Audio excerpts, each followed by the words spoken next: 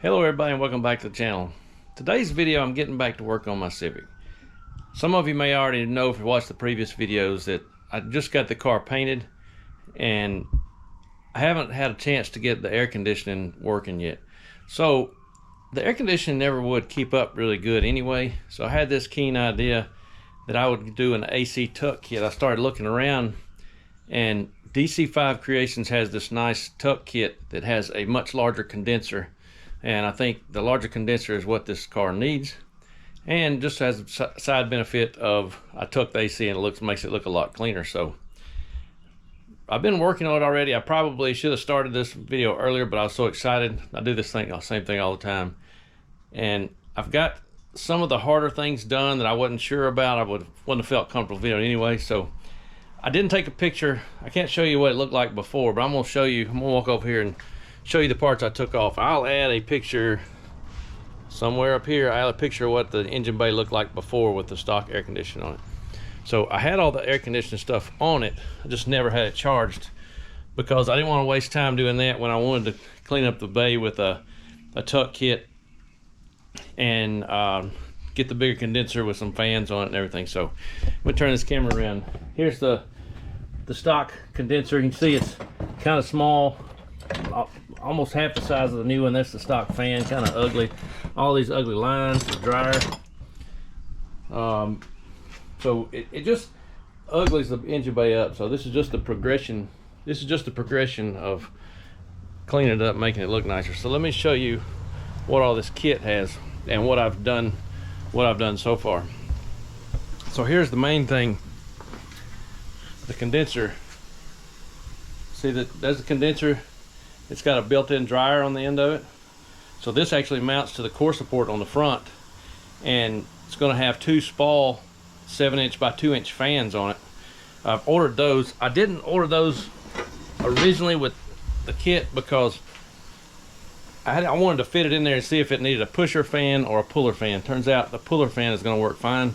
That way you don't see the fans through the grill. Doesn't make that look ugly. So the lines that come with it are really nice. I ordered the braided line option. They put the braiding on there. The loom looks really nice. I think that was extra 20 bucks, 15 or 20 bucks. Well worth it. The whole kit sells for $4.19. So let me show you. About tripped. So let me show you what I've got done. So I'll start right here. So let's turn it around here. Here on the compressor. Sorry, I gotta get the camera right. You gotta have these nice fittings here that bolt in place of the stock one. This line is gonna go here. You see it's got the stock type fitting with an O-ring. Make sure you got, if you get one of these, make sure you got the O-rings. I had the one on this line was missing.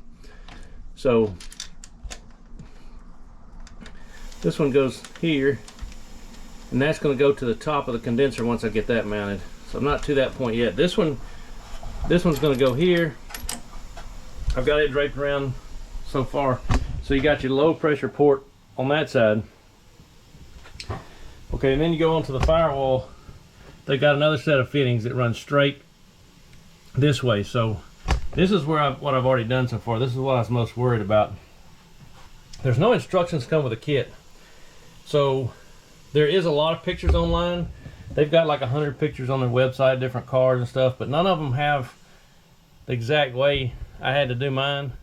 So normally they show, I've already got some of my wires ran through the fender from previously, and they show one hole drilled here with a grommet and one hole here. So it comes with these grommets, so that's nice. So you drill a hole on each side and put the grommet in there and run the line out, and it runs along the fender. So you take your fender out, it comes with these nice P clamps to run your lines on.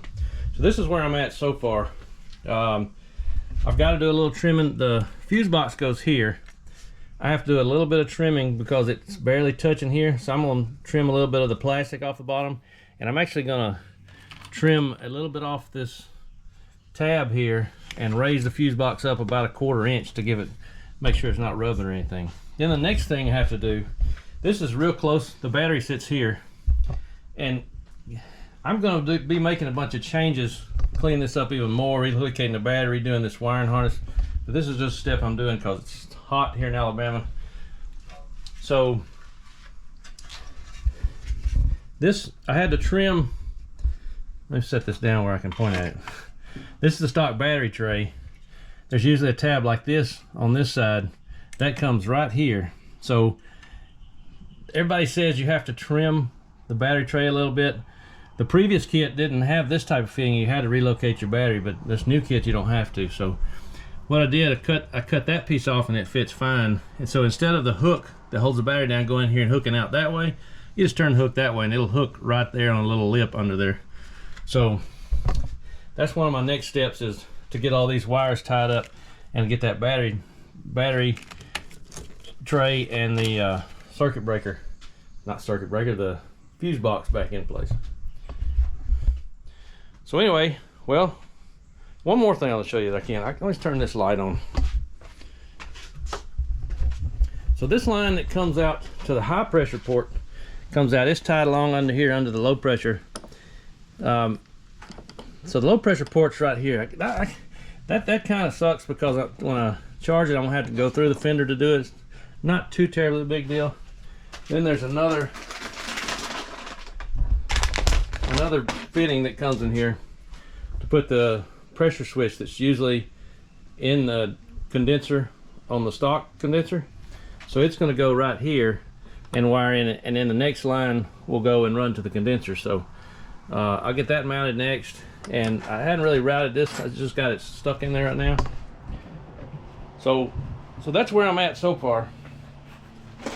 One thing I need to mention, it comes with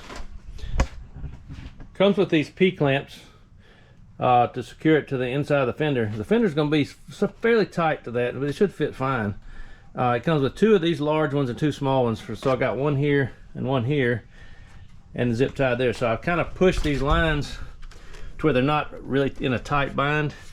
So I might even loosen it some more and push it a little more so it's not like kinked right there. I think it's going to be fine. These hoses are really nice. So I probably need to loosen that and pull it back just a little bit, but I'll do that as we go. So my next step is get that battery tray in there, get the fuse box in there, and then I'll start mounting the condenser. That's going to be kind of a chore because I didn't see any pictures of it on the EG or EH3, excuse me. So what's happening on mine is it runs right into the hood latch. So it has to kind of have a tilt forward just a little bit. The problem with that is if you use the factory bumper support, it's going to run into the bumper support. So there'll be some cutting involved in that. I'm going to cut some around the bumper support so I can get it in there. I want to have my bumper support in case you have an accident, because I do drive this car every day. So, but you can tell already, you can tell how much cleaner it's going to look. Doesn't have that, doesn't have the lines running this way. So I'm going to set this tripod up and try to record while I'm working on this, and I'll probably fast forward through some of this boring, and when I run into something that's important or a step that I finished, I'll stop it and talk a little more. So here we go.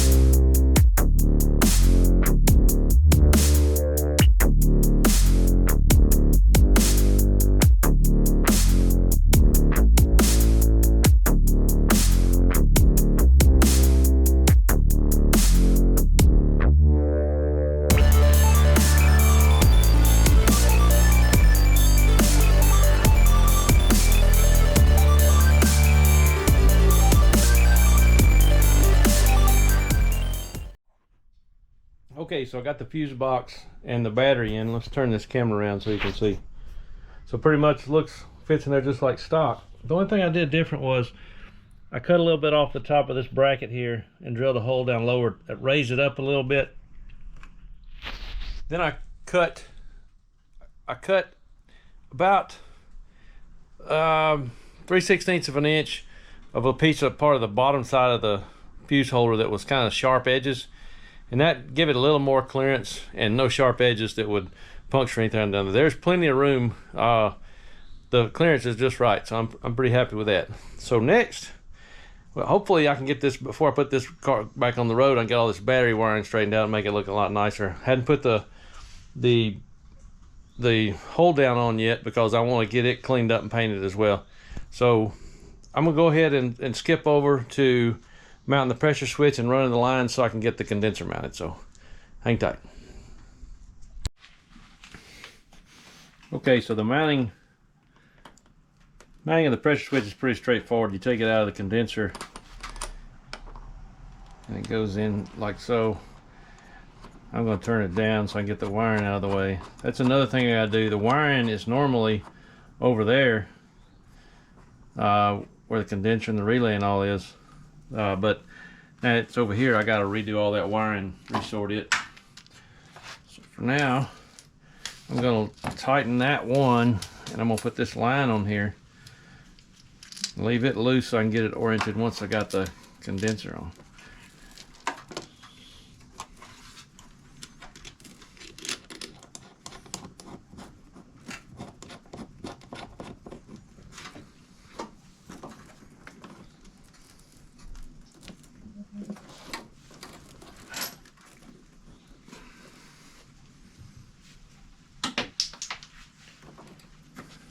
Okay, so I got the high pressure port pointing down, so hopefully when I go to charge it I can just pull the fender liner out and get it up in there to test it, or to charge it. It looks like I'm gonna have to get me another P-clamp or something here to tighten these, tie these up somehow, protect them. I'm gonna have to do something, well, see, according to how I route it around there, I'm gonna have to do something to protect it here. So let me get this tightened up.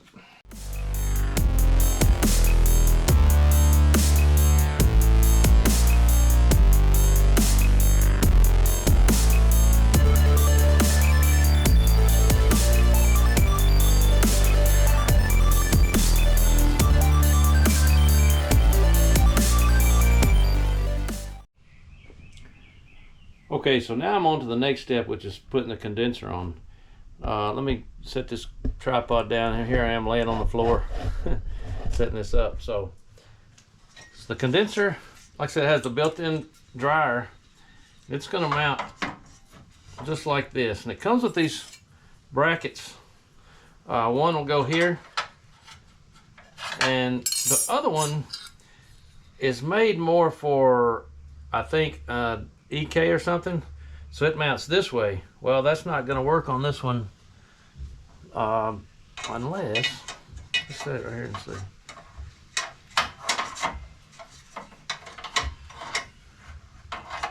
It almost mounts. It's real close to mounting right there. So what I'm going to do, I'm going to take this bracket, mount it this way, bend these tabs flat, and mount them up in here with some shorter self-tappers. Now the kit comes with some really nice self-tapping screws. They got like a plastic insulating washer on it, so I'll run those in there, but they're going to be too long to come through here. Pretty sure, yeah, they're too long for that, and I've got some shorter ones. I'm going to take some shorter ones for that way. So once I get this in here, I'm going to have this line will go here, and this other line, I've got to route it, figure out how I'm going to route it, probably behind the condenser, and then it's going to hook up right there. So it looks like it's going to be a little long, so I'm going to have to get creative with that.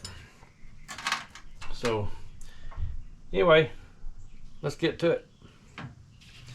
Now these brackets, one thing I want to mention is these brackets are look like they're mild steel, and they're going to rust, so need to shoot some paint on them.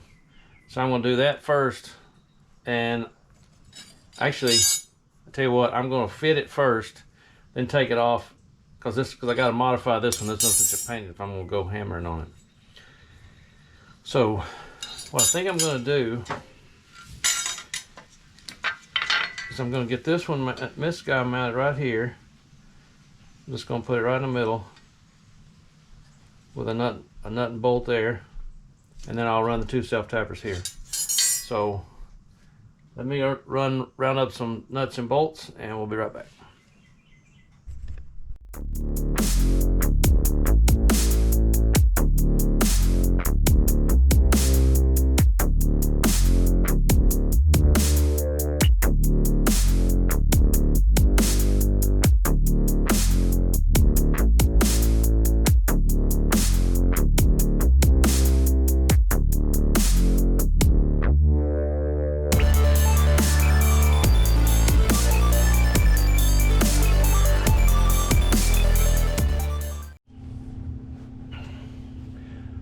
Okay, so I skipped ahead a little bit and I got the condenser mounted.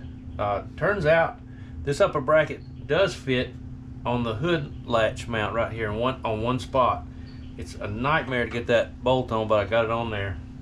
So I got this bracket screwed on here and this bracket bolted onto the factory bolt hole. So I went a little too quick and the paint wasn't dry on the brackets, so I'm gonna have to take those back off and paint them, but no big deal. But I got my lines hooked up here. I hadn't tightened them. I got to tighten them in here. And over here I got these. I got to tie these up and put some insulation on them where they don't dig into the radiator right. Okay, I'm not sure where the battery died, so I'm going to try to jump back in. So got it mounted. Still got to tighten my lines, but got them ran. These 2 lines, I was able to run them in between the radiator and the core support. I'm gonna have to do something to tie them up, actually get them down away from where the fan's gonna be. The fan's gonna be here and here. So I've got to get them down lower and tied up where it doesn't cut into the radiator right there. So I think I'm gonna have to bend a little ledge on the radiator and maybe bend this piece out a little bit to keep it from cutting it. I'll probably drill a hole and mount them down there. So that's what's next. That's what's up now. I got to do the wiring, which is no big deal really. I got one wire that's got to run to the compressor over here. It's right here. The compressor wire's here. The pressure wire's over there. But I got the relays, all these wires here. They got the fan. This is the compressor. I got to run a wire to that, and this is the pressure switch. So I got to run those. I'll mount this over here, shorten all these wires up, clean it up, and then it's just tightening everything up. It's gonna be a few days before my fans get here. Let me get this camera around. So here I am on the ground working on the car. I got to get my fender back on, tighten up my lines, fix my wiring, and this is Saturday. I'm working on this. My fans won't be here till Tuesday, so I'm gonna get the fender back on, leave the bumper off. Next thing I'm gonna do is check the core support, probably see if it clears, if I gotta cut it some, and hopefully next week we'll have some cold air coming in this guy. So stay tuned, we'll keep it going. Okay everybody, I'm back. I skipped ahead a little bit. Last time I was recording, I was in the middle of working on the condenser and my battery died, so I haven't had time to get down here and mess with it. Let me take that back. I've done a little bit of work without the camera because I had a little bit of trouble with the condenser. So I had it mounted. Let me turn it around and show you here. So I had it mounted. Turns out the bottom bracket works pretty good. And excuse the noise, I've got the vacuum pump on it getting ready to put Freon in it. So the regular bracket lines up with the hood latch right there. Problem is that one bolt is next to impossible to get to right here. I had it in there, had the condenser centered, thought I was good to go. I had my wire in and everything. Then the next day my fans showed up, which was yesterday. So I go to put my fans in, which I got the two 7.5 inch by 2 inch Spal fans. I had the condenser centered and all was good, I thought. Turns out this core support brace right here. It's not off center, it's like right here. So the fan was actually hitting it. So let me go around here to this other side. You can see where the fans line up. And this morning before work, I got out here and hooked them up, and they are crazy strong. You can really feel the current going through there. So what I had to do was shift the condenser over, which was a nightmare. That's one reason I wasn't videoing. I was ill. So I scooted it over just enough for the fan to clear, which just happens to be barely enough for the dryer to fit. So I had to change this upper bracket. I had to take the tabs off and mount it like that. Problem is, I don't like these self-tapping screws. These are self-tapping screws that come with a kit. They were good the first time I put them in there, and I've taken them in and out a couple of times, and now they feel stripped. So what I'm going to do probably tomorrow night is use a nutsert tool and put nutserts in there and put like 1/4-inch bolts, 2 here and 2 here to hold it. But other than that, it turned out pretty nice. Got the lines routed behind the condenser. They took in behind there, and should be plenty of clearance and everything. These are kind of a bear to get in there, but once you get it all figured out, it's not that big a deal. So I ran my wire for the compressor down here and tied it along there. This is the ground for this fan. The other wire goes through that same harness, and I shortened the wires. Here's the factory relay. I'm just using those on the fans for now. They seem to be fine. If not, I'll upgrade the relay to a Bosch or something like that. But I shortened this harness a good bit to clean it up. And so right now, I had a, let me turn this camera around. So I did this the other day before the fans got in here. I was going to hook the vacuum to it and see if it would hold a vacuum. Right away, it only went to 15 inches of vacuum. So I thought I had a problem. I said, well, you know, maybe it's, I don't use these gauges much, maybe it's the gauges. So I let it run for an hour, and as soon as I took it off, it didn't hold a vacuum at all. So I knew I had a leak. So I already had the fender on and everything. I was pretty ill at the time, so I was tired that night after work. I didn't want to work on it anymore.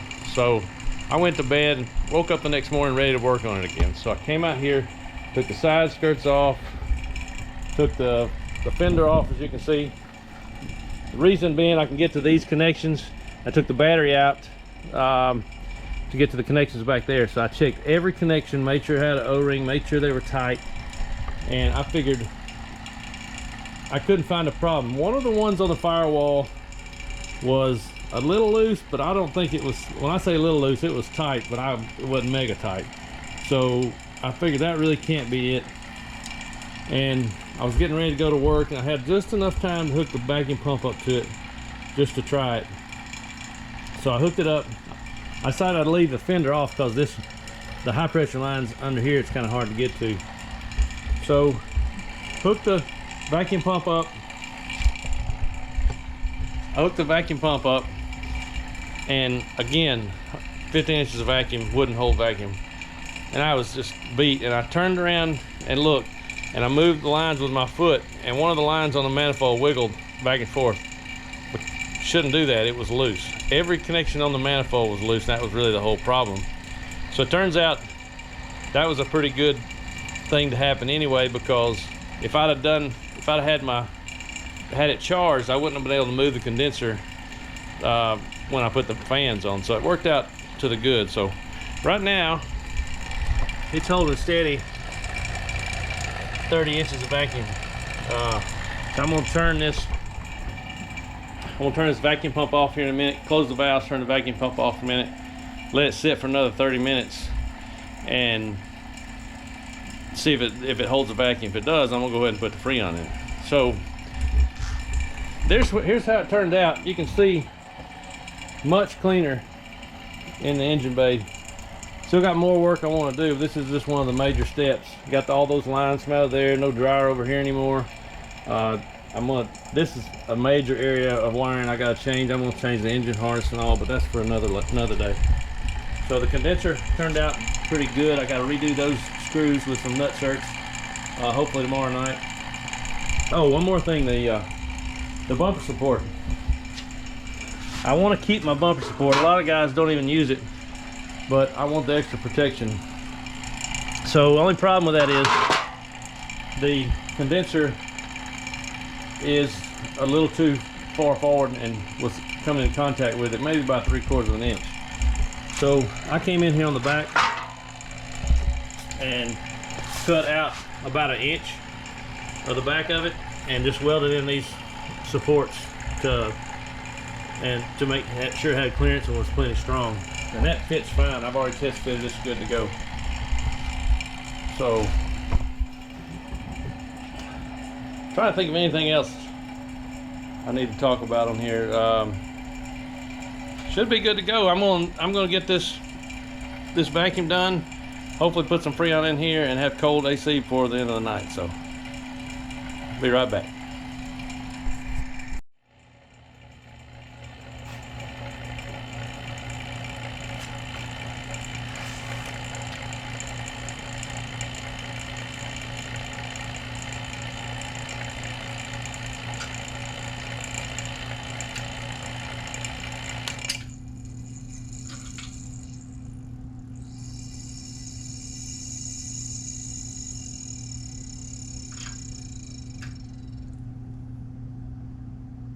We'll let that sit for another 30 minutes, see if it's holding the vacuum.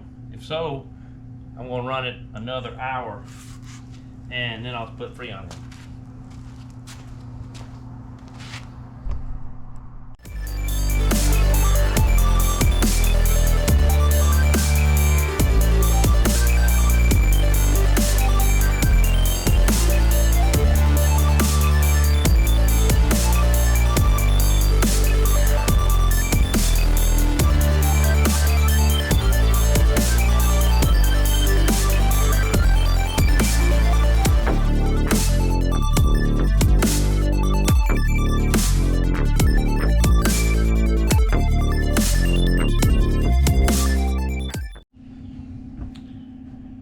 Okay, so it's a moment of truth.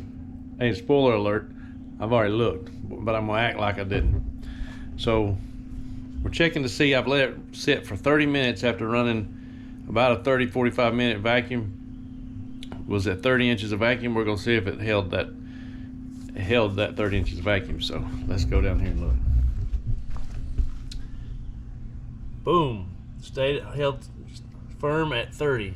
So that means we have no leaks. So now it's on. I'm going to turn the vacuum on, let it run for an hour, open the valves obviously, let it run for an hour and get sucked out as much vacuum as we can get out of there, and then I'm going to proceed to put the Freon in it. So here we go.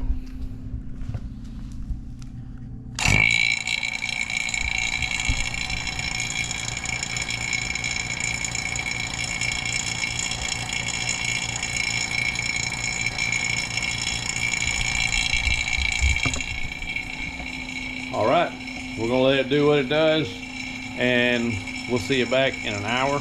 The magic of video, it's only gonna be seconds. Hang tight. Okay, so everything is working. Had some trouble. I didn't catch this on video because I was mad as hell, to be honest with you.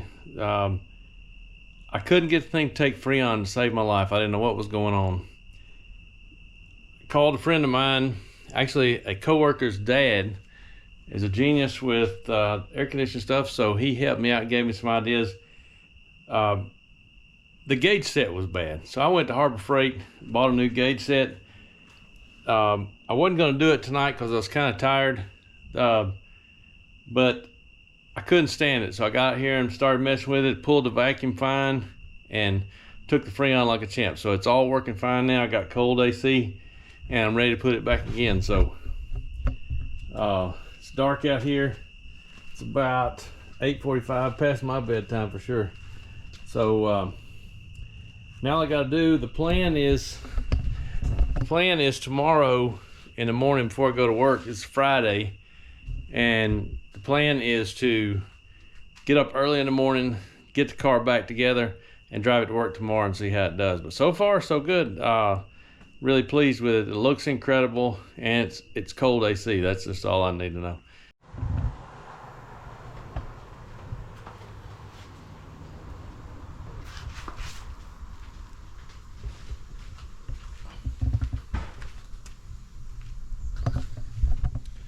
So, little update.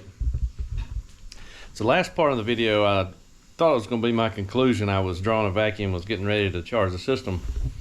And once again, I was plagued by AC problems trying to charge the AC system. So since the beginning of time, the hammer has not been able to conquer putting Freon in a car. I thought it was me. You know, every time you can't get it to work, you've thrown Freon away and that kind of thing. So this time, same thing, same exact thing happened.